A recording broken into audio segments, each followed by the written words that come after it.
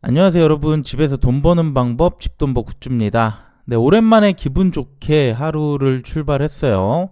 더본코리아 역시 우리의 백형님 기대를 저버리지 않았습니다. 그만큼 이름값 역시나 높았던 것 같은데요. 물론 이게 공모주 전반적인 반등으로는 보진 않아요. 아직도 좋지 않은 상황 동일하게 보셔야 되고요. 이제 내일 또 청약하는 곳들이 나옵니다. 우선 어제 나온 두 곳부터 정리해 드릴게요.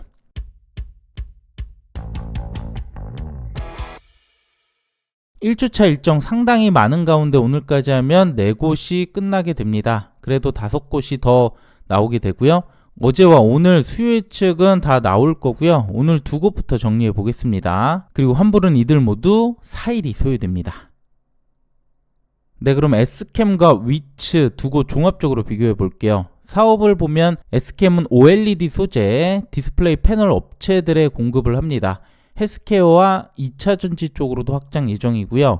위치는 무선 충전 솔루션을 만드는 곳인데요. 모바일과 차량 내의 전기 장비들에 들어간다고 하네요. 특히 삼성전자의 모바일 기기 쪽에 공급을 하고 있어서 위치가 더 안정적인 확대 가능성이 높아 보입니다. 그 다음 주간사는 화면으로 확인해 주시고요. 모집 규모는 둘 다 50억 정도 비슷하고 이 두 곳의 유통금액 200억대로 꽤 좋은 편입니다. 수급이 아주 바닥이긴 하지만 또 이렇게 가벼우면 변수가 나올 수도 있겠죠. 그리고 수요 측에선 크게 갈렸습니다. S캠은 참여와 경쟁률 모두 낮게 나오다 보니까 가격을 밴드 하단보다 23%나 낮췄어요. 확약도 거의 없고요. 반면 위치는 그래도 꽤 양호한 결과들이 나왔고요. 밴드 상단으로 확정을 했습니다. 마지막 상장은 둘 다 동시 상장이긴 하지만 스펙 하나와 겹친 위치가 더 수급상 유리해 보이네요. 자, 그럼 추가적인 투자 포인트가 있을지 세부적인 내용 더 보겠습니다. 먼저 매출과 이익 부분인데요. S캠은 2에서 300억대 매출, 그리고 이익은 아직 크지 않지만 올해 반기부터는 흑자 전환에 성공했습니다. 위치는 매출, 이익 모두 작년까지 가파르게 증가하다가 올해 특히 이익률 부분에서 저조하죠. 올해 전장 사업부를 양수받는 과정에서 부대 비용 및 이자 비용이 증가했고 또 일부 원가율도 상승했다고 합니다. 하반기부터는 정상화 될 거라고 보고 있어서 우선 단기적인 비용 증가로 보는 게 맞을 것 같네요. 그 다음 유통 물량은 둘 다 매우 가볍다고 했죠. S캠이 1개월 뒤 나올 물량이 좀 있고 위치는 6개월까지 거의 없다는 이 정도의 차이가 있을 뿐 상장일부터 나올 물량은 모두 가볍고 기존 주주도 둘 다 많지 않습니다. 수급상 두 곳 모두 좋을 수 있네요.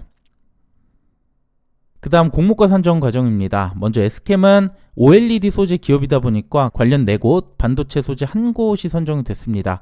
이들의 평균 PER을 적용했지만 그중 낮은 2곳을 보면 20배가 넘지 않아서 이 2곳이 더 적정 가치로 보였고요. 24년 올해 추정순이익을 적용했기 때문에 현실성도 어느 정도 반영된 실적이라 볼 수 있습니다. 그리고 가격을 많이 낮추면서 PER이 11.84배로 낮췄고 이 두 곳과 비교해도 꽤 괜찮은 가격으로 보여집니다. 반면 위치는 유사기업 3곳 중 YM텍이 들어갔는데요. YM텍은 신재생에너지 전기차에 들어가는 고전압 전력장치라서 PER이 비교적 높은 곳입니다. 반면 위치는 휴대폰, 차량용 무선 충전 장치라서 사업적 거리가 있다고 보여졌고요. 그래서 YM텍 제외하면 PER이 12.46배까지 떨어집니다. 공모가 기준 PER이 15.85배라서 유사기업 평균보다는 낮긴 하지만 YM텍 제외한 가격으로 봤을 때는 저렴하게 보이지는 않네요. 그 외 환매 청구권은 S캠만 3개월이 있는데 요즘엔 환매가 상당히 귀하게 느껴집니다. 반면 위치는 구주 매출 33%가 있는데 최대 주주 물량이라서 이만큼은 회사로 돌아가지 않아요. 약간 아쉽게 느껴집니다.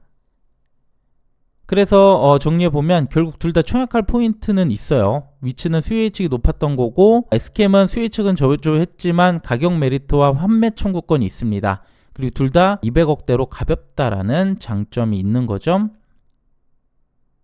자, 그럼 지금부터 이번 청약 경쟁률 예상해 볼게요. 내일부터 5곳이 겹치긴 하지만 규모가 다들 크지 않고요. 한도도 1억 전후로 역시 아주 많은 곳은 없었어요.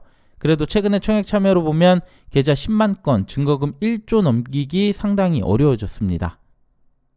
그래서 전반적으로 계좌는 3에서 5만 건, 증거금 0.3조에서 0.5조 정도 예상합니다. 수혜측에 따라 약간씩 차이가 있을 것 같긴 한데요. 물론 오늘 더본이 반등해 주긴 했지만 이건 더본만의 얘기가 될 수도 있습니다. 앞서 두 곳 청약 포인트가 있다고는 했지만 이런 점들 잘 고려하셔서 신중한 결정 부탁드립니다.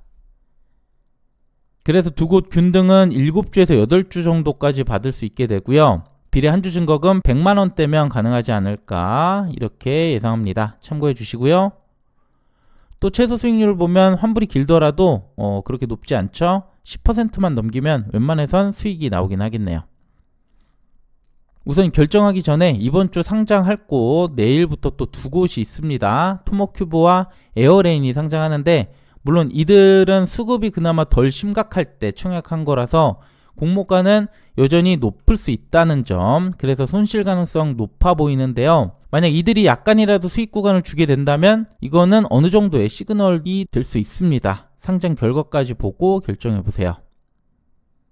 마지막 청약 한도입니다. SKM은 NH투자고요. 최소 청약수 10주, 증거금 5만원 필요합니다. 최고 한도는 일반 16,250주, 8천만원 정도 가능하네요. 그 다음 위치는 신한투자고요. 최소 50주나 필요합니다. 16만원이고요. 온라인 최고 한도는 5만주, 1억 6천만원까지 가능합니다. 네, 오늘 내용은 여기까지입니다. 저는 이번 주까지는 경쟁률 방송은 쉬어갈 거고요. 다음 주도 상황 봐서 다시 할지 유지할지 결정할게요. 그 전까진 상장 방송에서만 인사드리겠습니다. 네, 오늘 내용도 괜찮았다면 구독, 좋아요, 댓글 많이 달아주세요. 감사합니다.